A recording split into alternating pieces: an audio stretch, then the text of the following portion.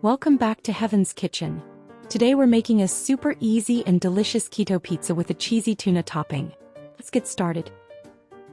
In a food processor, add 2 cups of grated cheddar cheese, 2 eggs, 2 tablespoons of tahini, 1 tablespoon of baking powder, 2 tablespoons of vinegar, half a teaspoon of Himalayan salt, 1/4 teaspoon of black pepper, half a teaspoon of garlic powder, and 1 teaspoon of thyme. Blend everything well until smooth and combined.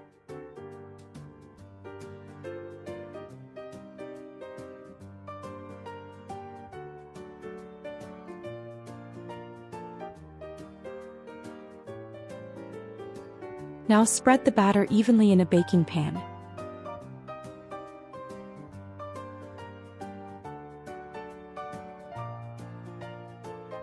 For the toppings, add a can of drained tuna evenly over the batter.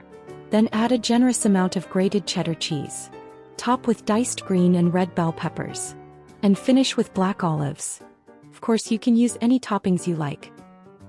Bake in a preheated oven at 180 degrees Celsius or 350 degrees Fahrenheit for 30 to 40 minutes.